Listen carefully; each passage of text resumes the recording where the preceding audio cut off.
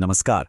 आज हम एक बहुत ही दिलचस्प टॉपिक पे बात करने वाले हैं जो न्यूरोबायोलॉजी और इंसानी सेहत से जुड़ा है, यानी सेरोटोनिन और स्खलन के पीछे का विज्ञान। तो चलिए एक ऐसे सवाल से शुरू करते हैं जो सुनने में शायद थोड़ा अजीब लगे। सवाल यह है कि शीघ्र पतन के इलाज के लिए कभी-कभी एंटी डिप्रेसिंग दवाएं क्यों इस्तेमाल की जाती हैं? है ना अजीब? ये एक पहेली जैसी है और इसका जवाब वो हमारे दिमाग और शरीर की बड़ी कॉम्प्लेक्स वायरिंग में छिपा है। और देखिए, ये सिर्फ कोई किताबी सवाल नहीं है। स्खलन से जुड़ी परेशानियां असल में काफ़ी आम हैं और ये किसी की भी क्वालिटी ऑफ लाइफ पर बहुत गहरा असर डाल सकती हैं। तो इसके पीछे के साइंस को समझना वाकई में बहुत ज़रूरी हो जाता है। ठीक है, तो चलिए अब इसमें थोड़ा और गहराई से उतरते हैं। इस पूरी कहानी को समझने के लिए सबसे पहली और ज़रूरी चीज़ है एक कॉन्सेप्ट जिसे कहते हैं इजैक्यूलेटरी थ्रेशहोल्ड या स्खलन की दहलीज। इसे हमारे शरीर का एक बिल्ट इन टिपिंग पॉइंट समझ सकते हैं। तो सवाल ये उठता है कि वैज्ञानिक इसे नापते कैसे हैं? खैर, जैसा कि इस डायग्राम में दिख रहा है, वो समय के साथ होने वाली घटनाओं पर नजर रखते हैं, खास तौर पर स्खलन में लगने वाले समय पर, जिसे इजैक्यूलेशन लेटेंसी या शॉर्ट में ईएल कहते हैं। इसी से उन्हें इस दहलीज का एक ठोस अंदाजा मिलता है।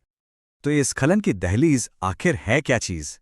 देखिए, अगर बिल्कुल आसान भाषा में कहें तो ये वो सेंसरी स्टिमुलेशन या संवेदी उत्तेजना की मात्रा है जो इजैक्यूलेशन रिफ्लेक्स और चालू करने के लिए ज़रूरी होती है। हर इंसान के लिए ये थ्रेशोल्ड अलग-अलग होता है और बस यहीं से कहानी और भी दिलचस्प होने लगती है। तो चलिए अब शरीर की वायरिंग को समझते हैं। इस पूरे प्रोसेस को ना एक 2 पार्ट कंट्रोल सिस्टम की तरह देखिए। ये कोई सिंपल सा ऑन ऑफ स्विच नहीं है, बल्कि एक बहुत ही कॉम्प्लेक्स नेटवर्क है। इस सिस्टम का पहला हिस्सा है हमारी रीढ़ की हड्डी का निचला भाग, जिसे लंबर सैक्रल एरिया कहते हैं। यहीं पर वो मोटर न्यूरॉन्स होते हैं जो असल में इजैक्यूलेशन के एक्शन को कंट्रोल करते हैं। इससे आप एक लोकल कमांड सेंटर मान लीजिए जो बस हुक्म का इंतजार कर रहा है। लेकिन यहां एक बहुत जरूरी ट्विस्ट है। ये रिफ्लेक्स अपने आप काम नहीं करता। हमारा दिमाग ऊपर से लगातार इस पर कंट्रोल बनाए रखता है। वो पक्का करता है कि ये रिफ्लेक्स सही वक्त पर ही ट्रिगर हो।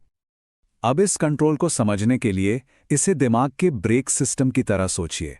हमारे ब्रेन स्टेम में एक खास हिस्सा है NPGI, जो एक लगातार लगे रहने वाले ब्रेक की तरह काम करता है। ये लगातार रीढ़ की हड्डी को रोकने वाले सिग्नल भेजता रहता है ताकि इजैक्यूलेशन रिफ्लेक्स हमेशा काबू में रहे। तो ठीक है, अगर NPGI ब्रेक सिस्टम है तो फिर ब्रेक पेडल क्या है? वो है सेरोटोनिन। जी हाँ, सेरोटोनिन ही वो मेन केमिकल मैसेंजर है जो इस पूरे सिस्टम को चलाता है।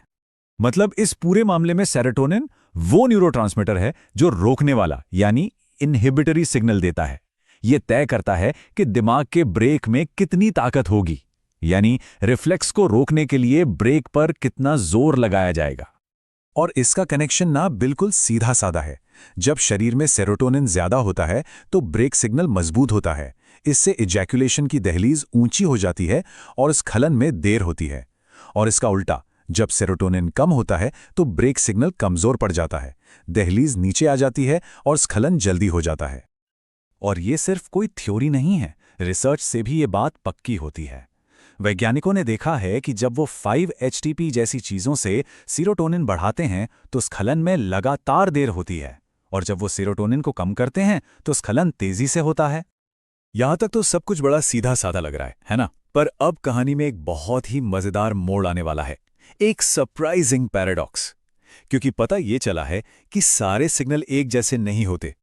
यहां सबसे जरूरी बात यह है कि मामला सिर्फ सेरोटोनिन की मात्रा का नहीं है, बल्कि इस बात का है कि वो कौन से खास मॉलिक्यूलर स्विच यानी कि रिसेप्टर्स को जाकर ऑन करता है। इसे ऐसे समझिए जैसे एक ही चाबी है पर वो अलग अलग तालों में लग सकती है और हर ताला एक अलग दरवाजा खोलता है। अब जरा इस पर ध्यान दीजिए, क्योंकि यही उस पैराडॉक्स की जड़ है। सेरोटोनिन के कुछ रिसेप्टर्स जैसे कि 5-HT1A ये थ्रेशहोल्ड को कम कर देते हैं, मतलब ये एक एक्सेलरेटर की तरह काम करते हैं। और दूसरी तरफ 5-HT1B और 5-HT2C रिसेप्टर्स ये थ्रेशहोल्ड को बढ़ाते हैं। ये हैं असली ब्रेक। तो सोचिए, एक ही केमिकल सेरोटोनिन इस बात पे निर्भर करता है कि वो किस रिसेप्टर से जुड़ रहा है, और उसका असर बिल्कुल उल्टा हो सकता है। और इसी के साथ हम वापस आते हैं अपने सबसे पहले सवाल पर। ये सारी जानकारी हमें ये समझने में कैसे मदद करती है कि एंटी डिप्रेसेंट दवाएं क्यों काम करती हैं? चलिए एक साइड इफेक्ट से समाधान बनने तक के इस सफर को समझते हैं। सेलेक्टिव सेरोटोनिन रीअपटेक इनहिबिटर्स, जिन्हें हम शॉर्ट में SSRIs कहते हैं, ये एंटी डिप्रेसेंट दवाएं होती हैं। इनका काम होता है हमारे नर्वस सिस्टम में मौजूद सेरोटोनिन की मात्रा को बढ़ाना। इससे होता यह है कि सेरोटोनिन ज्यादा देर तक एक्टिव रहता है और अपना असर दिखा पाता है।